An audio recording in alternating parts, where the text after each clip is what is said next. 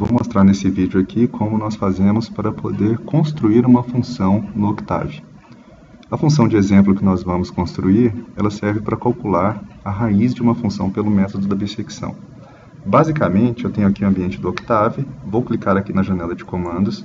O que eu gostaria que acontecesse é, se eu tiver uma função que eu sei que existe uma raiz entre os pontos 2 e 5, eu gostaria de poder vir aqui e escrever bissecção entre 2 e 5 tem a raiz, né, fechar o parênteses, e eu gostaria que quando eu teclasse o Enter, ao invés desse erro aqui, ele calculasse para mim a raiz que existe aqui entre os pontos 2 e 5, da função que estivesse definida. Então, nós vamos construir esse método bissecção. Então, eu venho aqui no Octave, aqui no cantinho, vou criar um novo script. Começo com a palavra function.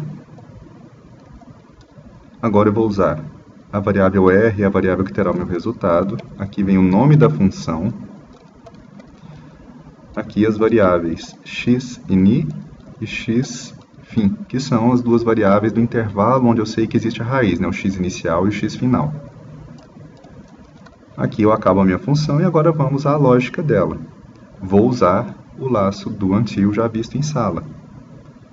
Então digo que do, né, faça until, eu vou repetir alguma coisa até que a condição que eu colocar aqui seja falsa.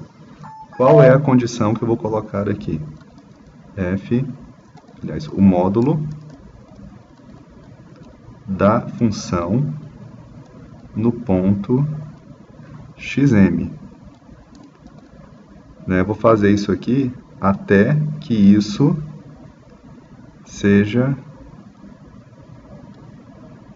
menor que 10 elevado a menos 5, que é o erro que eu defini aqui, né? Eu gostaria de encontrar uma raiz da função com essa precisão, 10 a menos 5. Depois a gente pode tentar fazer essa função com um erro que seja parametrizável, mas no momento eu estou determinando que o erro que eu quero vai ser isso aqui.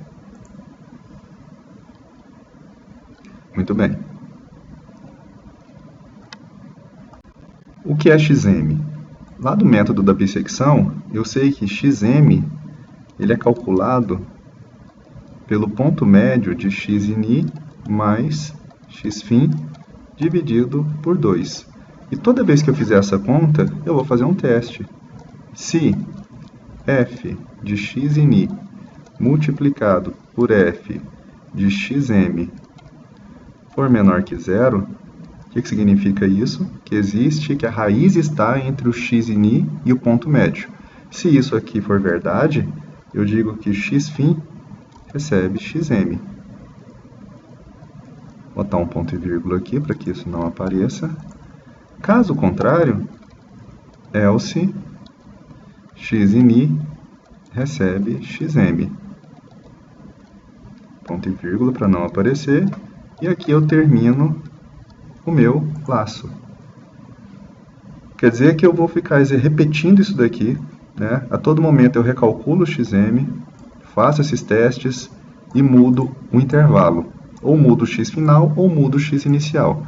Quando eu terminar, né, quando essa condição aqui for atingida, eu simplesmente digo que R igual a xm e a minha função está pronta. Vamos salvar essa função. Lembrando que o nome da função precisa ser bissecção.m, né, o nome do arquivo. O nome do arquivo tem que coincidir com o nome da minha função aqui. Bom, vamos aqui para a janela de comandos. Nesse momento, será que eu já posso fazer bissecção 2 e 5 e vai funcionar? Não posso. Por que eu não posso? Porque eu não defini qual a função. Se eu der um Enter aqui, ó, ele reclamou de algumas coisas.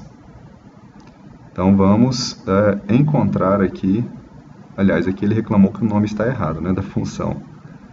Vamos, tentamos aqui executar a função com o nome correto agora e ele indicou que a minha função f, né, existe uma palavra chamada f não definida. Se eu abrir a minha função, eu vejo aqui, eu estou usando f aqui, o que é f? Nesse momento, f é para ser a minha função, mas eu não defini essa função ainda. Então eu vou criar um novo editor, né, vou abrir um arquivo novo e vou construir a minha função. Bom, eu já tenho aqui uma abinha de arquivo iniciado, mas se não tivesse eu poderia criar um aqui. Então clico aqui nesse arquivo sem nome, vou fazer a minha função cujas raízes serão calculadas. Então R igual a f de x. And, e agora o que faz a minha função? R recebe x menos 1.5 ao quadrado menos 7. Então, isso é uma função que eu defini, que eu inventei. Eu quero encontrar essa raiz. Eu sei que essa função tem uma raiz entre os pontos 2 e 5. Um cuidado que eu preciso tomar aqui é, se eu quiser fazer o gráfico dessa função, é muito comum eu passar um vetor como parâmetro aqui na função f. Se eu passar um vetor, observa que eu estou subtraindo desse vetor 1.5, eu estou elevando ao quadrado depois. Ou seja, eu estou elevando um vetor ao quadrado. Eu não gostaria que ele fizesse um produto vetorial aqui.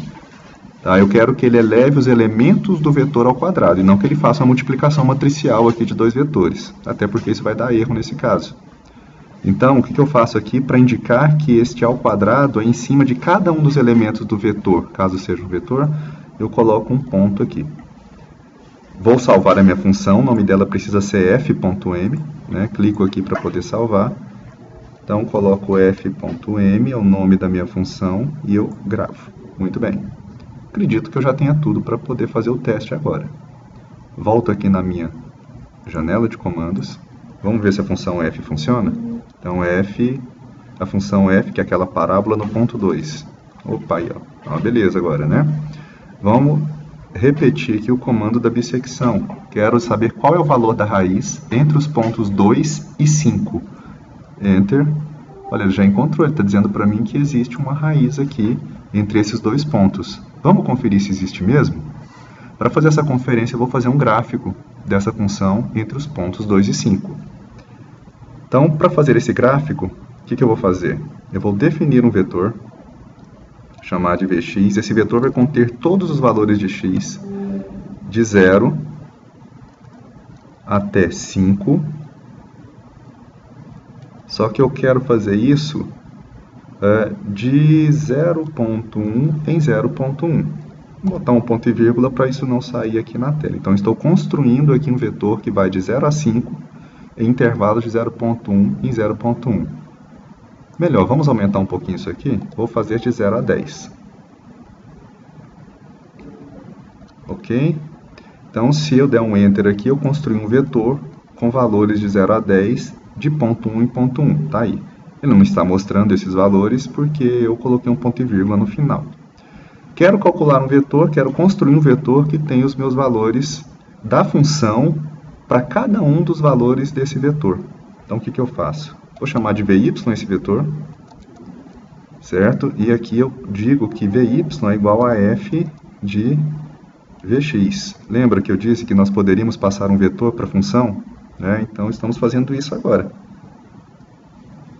Ponto e vírgula, porque eu não quero ver esses valores impressos aqui na tela. Enter, tá aí. Então, eu tenho Vx, que é um vetor de x, e tenho Vy, que é a função calculada para cada um dos valores de Vx. E agora eu posso fazer o gráfico disso aqui. Como é que eu faço o gráfico? Plot, Vx, vírgula, Vy, né? Valores de x, vírgula, valores de y. E Enter. Olha aqui o meu gráfico. E se eu reparar, aqui é o 0. Então, observa que, conforme calculado, existe uma raiz em 4.1458. Se eu observar aqui, aqui estaria a linha do 0, e aqui nesse 4 ponto alguma coisa, realmente é onde ele estaria cruzando o eixo x, a minha raiz. Ok? Então tá aí, construímos duas funções no Octave. Se a gente olhar no editor aqui, tem uma função f, que é a função que eu estou calculando a raiz, e tem uma função de bissecção. E essa função, para funcionar, recebe dois parâmetros, um x inicial e um x final. Então, estamos vendo aqui como é que eu faço para enviar parâmetros para uma função. Ok? Era isso que eu tinha para falar. Muito obrigado.